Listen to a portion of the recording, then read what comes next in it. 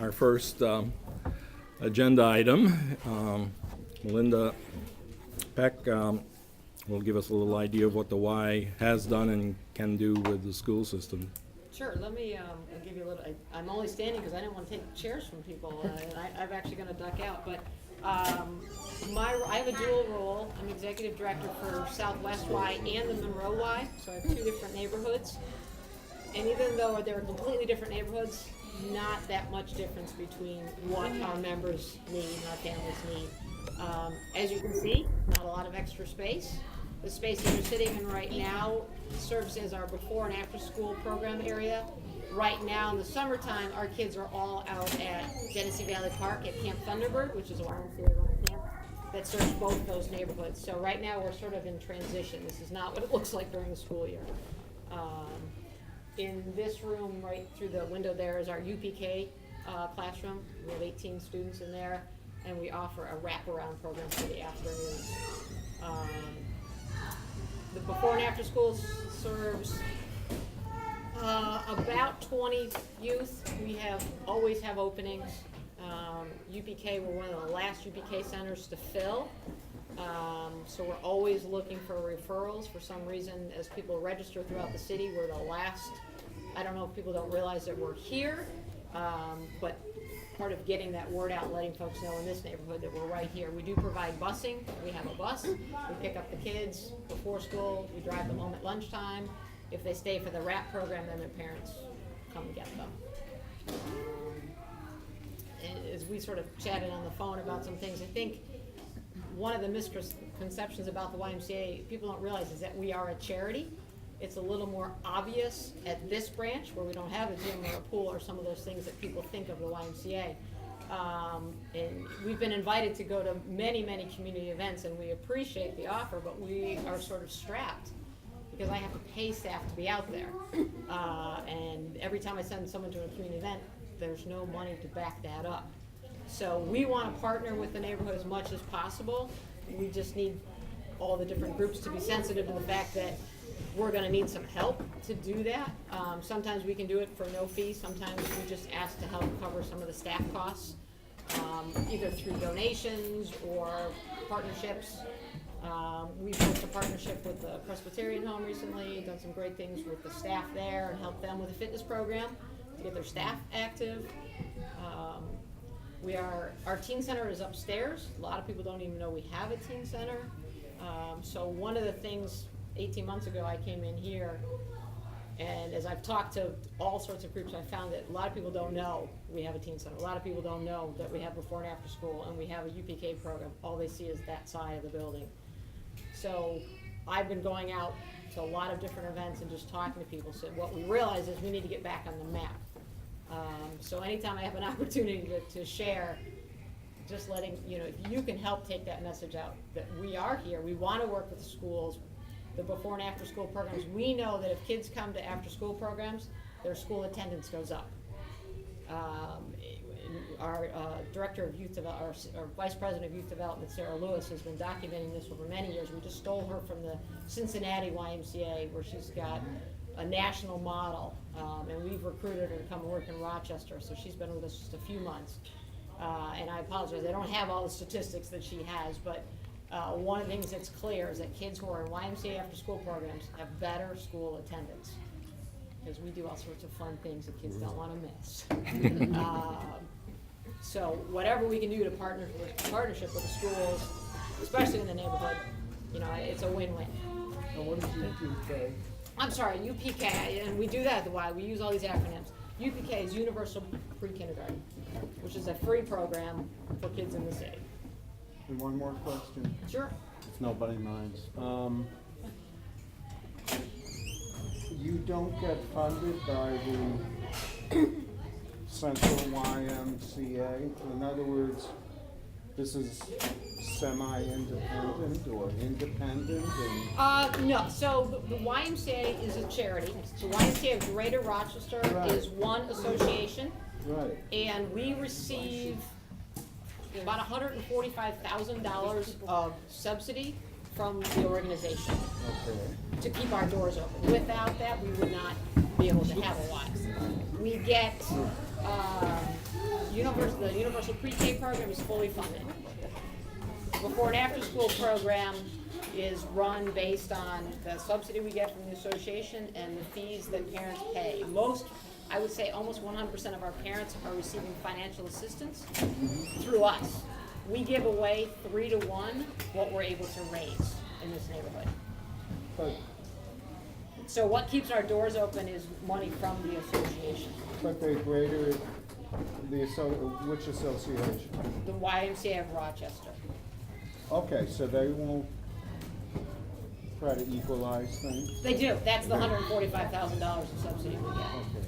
Yes, but every branch is facing the same challenges. It's not as obvious at some of the bigger branches. Yeah. Our suburban branches generate some extra money that gets reallocated to the city, I see. significantly reallocated to the city. Yes, and a lot of people, I said, don't even realize that, we don't get state money, we don't get government money, we don't get any of that. So it's what we're able to raise or generate through revenue. Thank you.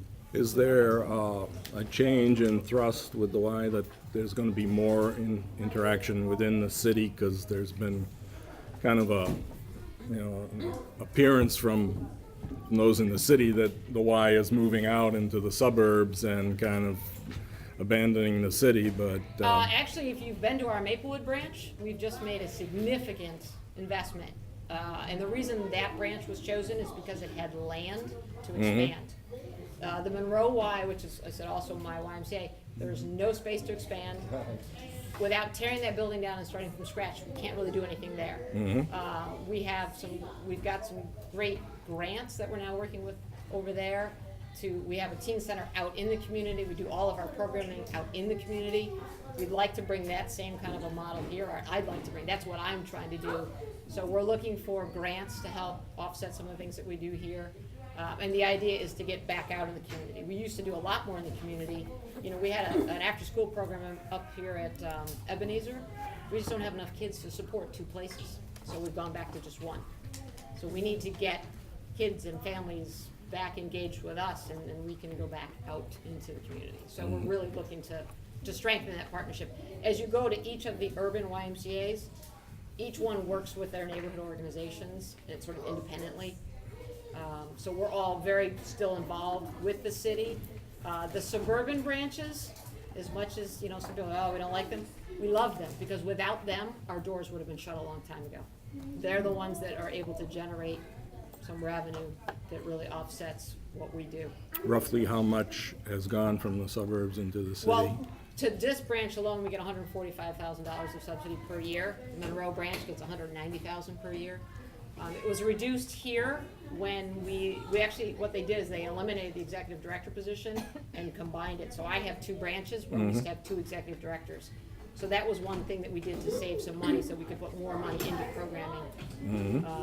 So that's, and the Carlson Y is a significant childcare center. And, very, very few kids in any of the urban branches pay full price for childcare, whether it's before and after school or daycare or any of those programs. They're all subsidized by the Y. And I said, at this location, we give away 3 to 1 what we raise. Monroe location's about 2 to 1 to what we raise. So we need to raise a whole lot more dollars here, so we can do more. And Carlson is the one downtown. Carlson is the main branch downtown. And they actually have the greatest need just from volume because of their large child care center. Our Lewis Street Center is almost complete. The kids there, most of those kids are receiving some sort of subsidy through social services. Carlson certainly has a large percent of that. Most of ours right now is all coming through YMCA assistance. So each of the urban YMCAs has a slightly different look and feel. What, in terms of any of the schools in the ward or nearby neighborhoods here, what programs do you have that you work with any of the schools? We don't have any programs in the schools right now, and that's the things. These are all things that we're looking to do in the future, but we've got to find grant dollars to do it. because we need to be able to generate the revenue to offset the staff costs. We've just created a partnership with School 43, which actually is not even in this neighborhood, it's a little bit further away, but they wrote us into a grant to run their after-school program. We'd like to do more of that, we just have to start to build those connections. You know, the sky's the limit. The more schools we can get into, the better. It's, you know, for the kids that come here, their school buses bring them right to our front. That's why there's a separate entrance. The kids get off the bus right here. They're met by a staff member at the door. They come in, and the program in here. In the schools, our staff are usually in the cafeterias or auditoriums or wherever they'll put us, and we run all our programming right on site. And as I mentioned earlier, you know, they've seen it. Doesn't matter whether the site is here at the Y or in the school. Attendance for kids in after-school programs is up. That's our Child Watch program. It's a big night here, so I apologize. It'll be a little loud. Just a question. How much has Quad A impacted the children that you are able to service? I don't know all of the funding that they provide. I do know that Quad A has been involved with our Route 15 program, which is run through the Maplewood Y. Well, what Quad A does is it keeps the kids in school, so they don't even have to transition from school. Yeah, we're not involved with that at all. But we're providing a similar service, so I. There are a lot of competition here. You know what, it's not really competition, because there's so many kids in need. I know that Swan offers an after-school program, and there's plenty of us out there trying to do the same thing. And we're all up against the same problem of funding, I got it so that parents don't have to pay. library. Okay, The good. Swan, I thought Swan was kaput. I can tell you that this spring that we got all sorts of flyers about after-school programs that they were running. I don't know much about them. I just saw the flyers come around.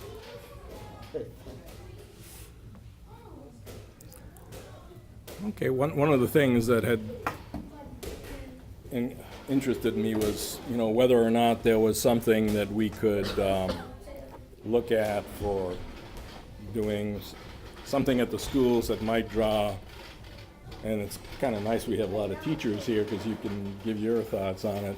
If there were a program, after-school program that invited neighborhood people to come in and do aerobics or something like that with the kids, something that children might be able to bring their parents to. I'm thinking in terms of any sort of program that might add more neighborhood involvement with the schools and perhaps eventually lead to some of those people who come in to do this program in the schools, to volunteer in the schools. Is that something that you can envision as a possibility, or are there so many headaches in terms of managing people coming in and out of the school that it would be difficult? Because this might be something that the Y or some similar organization could come into the gym, for instance, and have a Thursday night aerobics or something of that nature, and have kids try to recruit parents, friends of the family to come in and participate in something like that. One of the programs at the Y we do in our after-school program that we can take on the road is what we call the CATCH program, which is, CATCH stands for Coordinated Approach to Child Health. Came out of Texas. It's a holistic approach, but basically gets kids moving for 30 to 40 minutes a day. But there's a healthy eating component with it. We actually offer a cooking component with it, and we have, you know, staff teams and equipment that can pack up and go and present this. And you can do it for any age group. You can do it for families. You can do it for kids. And as I said, all different. You know, we do a K-1-2 program and older kids, so it can be easily adjusted. You can do that if you want to meet with parents and we entertain kids. You can do it where we do it as a family. And the Healthy Cooks program, where we actually teach kids and families how to cook healthy meals, low cost, easy stuff. We actually have a mobile market that comes here on Monday mornings. And we sell, they sell fruits and vegetables, $1 or $2, great prices that come right to the Y on Monday morning. So we're trying to do that sort of holistic approach. a lot of that stuff we can take sort of on the road and be in schools. We take that to all of our after-school sites. That's something you see at every after-school site, whether it's in Fairport or Brockport or here. It goes everywhere. Okay. Any other thoughts or questions? I think as many partnerships that can be established between schools and community is always beneficial to to children and families. And I think it's really good that we're here because, you know, everyone gets so caught up in their own place that you don't realize what the community has to offer. So if someone from school wanted to establish a partnership, is it you, is it Melinda? It's Melinda, yeah. Melinda So that we should contact, or? generally, if it's for this neighborhood, come to me, and then I will work with Sarah Lewis. I said she's our Vice President of Youth Development. Okay. And she's actually the one that's helping us develop the program for School 43, which is a brand new program. And it's a new model. We've never done anything like that. They've got the funding so that nobody has to pay. So they are fully funding us to put this program on for them in their school. Was it a grant? It is a grant. It was a grant that the Yeah. school? They got a grant for the school, and then they got Yeah. an extra chunk for us to come Okay. into the afternoon Okay. and do that. So we're very open Yeah, we to did. lots of different models. You know, we've got the staff, we've got the training. Yeah. So, you know, if you communicate with me, I can reach out to Sarah and Okay. her team and build from there. And I didn't mention, as you all went around your backgrounds, I was a youth director for about 15 years of my career, so that's my passion as well. I just now have to, you know, put on my other hats more often than I used to. What is your phone number here? You know what, I brought a business card, and I apologize, I'm having new ones made, so I'm gonna give this to John? John, and you can share that with Okay. anybody and Okay. everybody. Email's the best way to get me, I'll be honest, because of the dual branch. I can speak to your program. My children went here for 5 years, and now I have to bring them home because they're in sports. So that's why they stopped. So they came here for 5 years for aftercare and the teen empowerment upstairs. But Rick Lofton and Mr. Lee worked with 44 and came in, and I know I spoke to them on many occasions. They tried to have a partnership with 44 to come in and utilize the gym for after-school activities. The problem is, there was no one returning Mr. Lofton's calls nor Mr. Lee's calls. It's the reason neither are no longer here. Oh, Well, Neither of those gentlemen work here anymore. but regardless of that, the problem is the contacts. I don't think they at least knew who to contact to utilize the school, because the school is a community building. Right. It doesn't just belong Right. to the people who work there, you know what I mean? So we're starting basically from scratch right now. When I came in 18 months ago, there were no partnerships and nothing going on. The first thing that I had to do was sort of take care of the internal Yes, got it, systems. got it. So this fall, the plan is, in fact, we're hiring a couple of staff. Right. Once those key positions are filled, we want to be able to kind of go out and start to do exactly that. Get those Right, because partnerships the reestablished, go-to 'cause they're people for the gone. city school district was part of the problem as well. I don't think they knew who they could have contacted to, Yes. you know, get the permits to use the gym. Yeah. So that, you know, that trail is on. That's what that's something I'm very familiar with, because that's what we've done at Monroe, and we have very strong partnerships over there. So we know how the model is supposed to look. Right, We're right at that point now where we want to build that here. okay, got it, Or I should say rebuild it, because it used to be really good, and then it Okay. sort of fell off. got it. Do you know that School 10 has a wellness and childhood obesity prevention grant that is just starting? Because I'm thinking this. Yes and no, I knew that they were Camp Pro- at the table, I don't know the details of it. Yeah, it might be a really nice, because it's probably the closest proximity school. Yeah, when the schools were all deciding who was gonna go to this extended day model, we were at a lot, I wasn't personally, but our teams were at those tables talking about who was getting what. School 23 is trying to connect with Monroe, and then with 43 was not on that list, went out and did it anyways, which is great, so we connected with them, and I'm assuming that's gonna grow, and those opportunities are gonna grow. Do you have flyers or literature that explains the different programs and what actually you do, so that to help to spread the word, being able to know, like the teen empowerment sounds like something that would be good, because we go through grade 8 now, so to have that teen component. So do you have any literature that explains what type of services you provide? So we will, we don't Okay, have you that, don't it's have not it. something that I Okay. have tonight. So there's nothing online or anything that explains? We don't have that, any of those programs currently running. The only thing we Oh, have okay. currently running is the before and after school program and universal pre-K. Oh, We're literally rebuilding our teen programs from scratch. In fact, I'm hiring, I have a posting right now for a coordinator. I've got a couple of staff, but I need to rebuild that team. The teen empowerment program, sadly, has been gone for a few years, so we need to start that over again. There's a young women's program that we wanna bring back. So there's a lot of programs that were here, we need to bring back. Not sure where they went, but we're working hard to bring all that stuff back. Part of that is finding the funding to do it, building the team, but then also finding the funding to do it. We have some of our new staff, who are, this youth development team, have grant writers and have all those people to find that, so that it's working, we're just starting right now, here. Need a few more chairs? Okay, well, I thank you for the presentation, Yeah, and you're welcome. If there's particular things that folks want, if you wanna drop me an email, I'll put Okay. together whatever we can find, and as I said, I'd love to sit and visit with anybody in detail, and I'd probably bring our team of experts in to work with us as well. okay, great. Comment.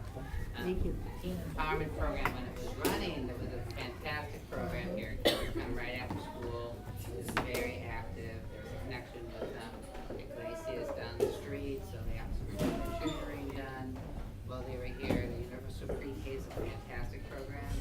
For people who know teens right now who are looking for summer programs, I talked to Sam the other day. They still have openings in the Love 15 tennis program right at Tennessee Valley Park and over at Cobb's Hill. Great programs, great directors. The Y has all those great Y principals.